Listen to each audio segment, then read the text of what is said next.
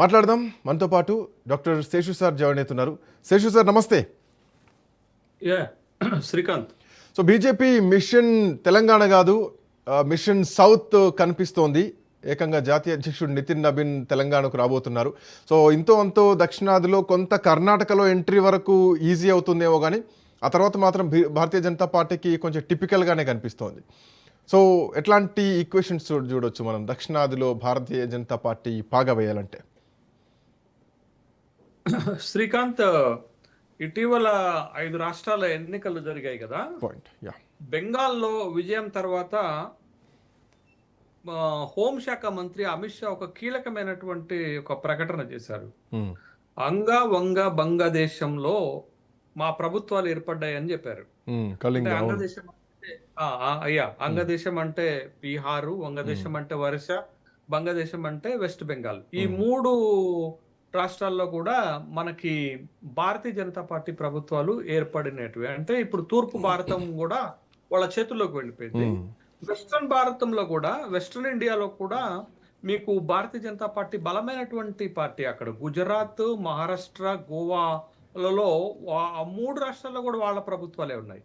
ఇక నార్త్ ఇండియాకి వచ్చేసరికి చాలా కీలకమైనటువంటి రాష్ట్రాల్లో మీకు సెంట్రల్ ఇండియాతో పాటు నార్త్ ఇండియాలో చాలా కీలకమైనటువంటి రాష్ట్రాలు, పెద్ద రాష్ట్రాల్లో భారతీయ జనతా పార్టీ దశాబ్దాలుగా అధికారంలో ఉన్నది. అంటే ఈ 3 ప్రాంతాల పైన భారతీయ జనతా పార్టీ బలమైనటువంటి పట్టు సాధించింది రాజకీయంగా.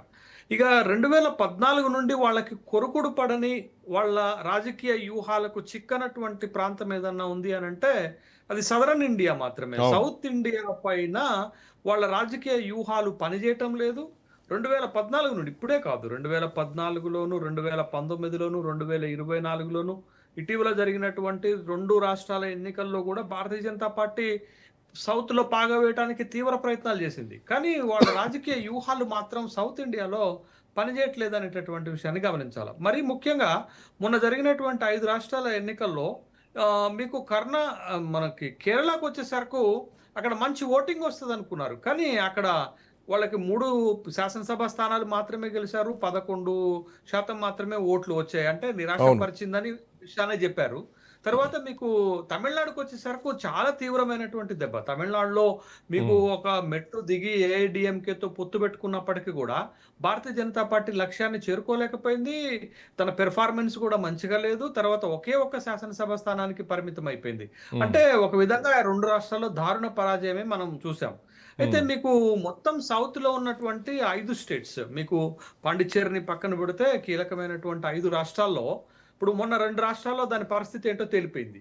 ఇక ఆంధ్రప్రదేశ్కి వచ్చేసరికి వాళ్ళు జస్ట్ టేల్ అన్నట్టు ఒక తోక పార్టీ లెక్కనే మిగిలిపోవాలి. కాకపోతే ఆంధ్రప్రదేశ్ రాజకీయాలలో ఎవరు గెలవాలనేటటువంటిది మాత్రం భారతీయ జనతా పార్టీ నిర్ణయించగలుగుతుంది.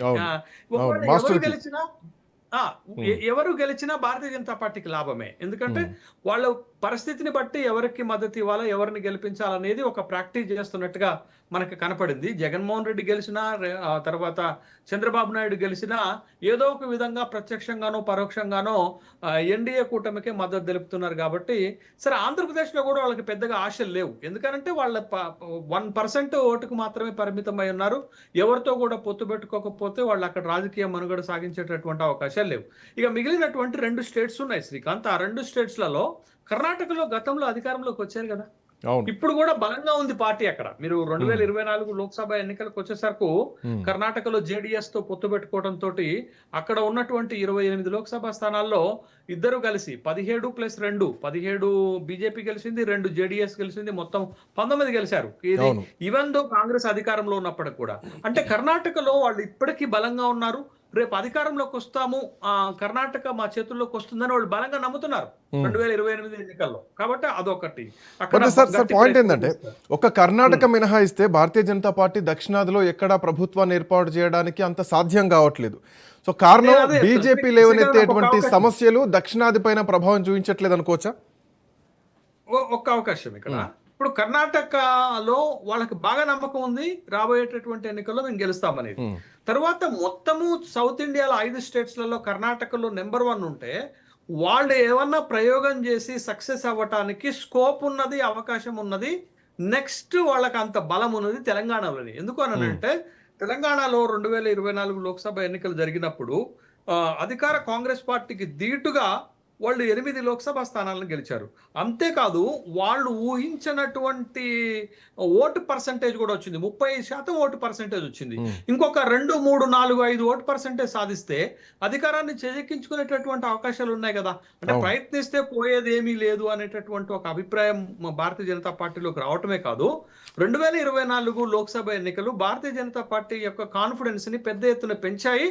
ఖచ్చితంగా మనం తెలంగాణలో కూడా గట్టి ప్రయత్నం చేస్తే అవకాశం దొరుకుతుంది, అధికారంలోకి రాగలుగుతుంది అని కేంద్ర నాయకత్వం భావిస్తుంది. కానీ తెలంగాణకు వచ్చేసరకు తెలంగాణలో మొత్తం భారతదేశంలో ఏ రాష్ట్రంలో లేనటువంటి వర్గ విభేదాలు తెలంగాణ భారతీయ జనతా పార్టీలో ఉన్నాయి. అదే భారతీయ జనతా పార్టీని పెద్దగా ఆందోళన కలిగిస్తున్నటువంటి అంశం. కాబట్టే తరచూ కేంద్ర నాయకత్వం ఇక్కడికి రావటం, మీరు చెప్తున్నట్టు 28వ తారీఖు నాడు నితిన్ నబీన్ కూడా తెలంగాణ రాష్ట్రానికి వస్తున్నారు, తెలంగాణ రాష్ట్రంలో అధికారంలోకి రావడానికి అవకాశాలు ఉన్నాయని భావిస్తున్నారు. దానికి మొదటి మెట్టుగా వాళ్ళు ఏం భావిస్తున్నారంటే, గతంలో జరిగినటువంటి జిహెచ్ఎంసీ ఎన్నికల్లో 4 కార్పొరేషన్ డివిజన్ నుంచి 48కి ఎట్లా పెరిగామో, ఈసారి మనకి సెంట్రల్ తెలంగాణలో ముఖ్యంగా హైదరాబాద్ జిహెచ్ఎంసీ ఎన్నికల్లో మనం ఖచ్చితంగా 3 కార్పొరేషన్లో 1 కార్పొరేషన్ గెలవగలిగిన, బలంగా 3 కార్పొరేషన్లో నిలబడగలిగిన అది ఒక మెట్ అవుతుంది. అది భారతీయ జనతా పార్టీ కాన్ఫిడెన్స్ ని పెంచుతుంది. భారతీయ జనతా పార్టీకి తెలంగాణలో ఒక నమ్మకమైనటువంటి ఓటు బ్యాంకును క్రియేట్ చేస్తుంది. కాబట్టి జిహెచ్ఎంసీ ఎన్నికలను వాళ్ళు ఒక టెస్ట్ గా భావిస్తున్నారు. దాని నుండి మళ్ళీ పూర్వవైభవాన్ని తీసుకొని వచ్చి 35% ఓటు బ్యాంకును కాపాడుకుంటూ 2028-29లో జరిగేటటువంటి శాసనసభ ఎన్నికల నాటికి ఒక బలమైనటువంటి ఫోర్స్ గా తెలంగాణలో ఎదగటానికి వాళ్ళు అన్ని రకాలైనటువంటి ప్రయోగాలు చేస్తున్నారు.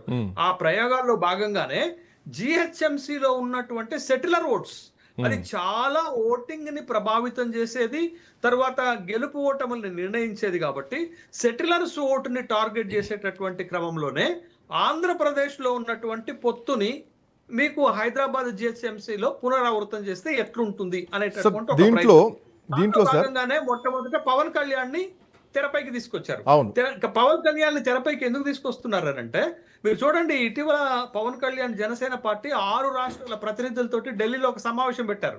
అంటే సౌత్ ఇండియాలో ఒక అట్రాక్టివ్ ఫిగర్ ని ముందుకు తీసుకొచ్చి అది బీజేపీకి బలంగా వాడుకునేటటువంటి ప్రయత్నం చేసేటటువంటి క్రమంలోనే పవన్ కళ్యాణ్ ని తెరపైకి తీసుకొస్తున్నారు. పవన్ కళ్యాణ్ ఫ్యాక్టర్ ని ఇటీవల మీకు కల్వకుంట్ల కవిత గారు ఒక మాట చెప్పారు, ఒక మంచి మాట చెప్పారు, ఒక పొలిటికల్ గా ఒక లాజిక్ పాయింట్ చెప్పారు.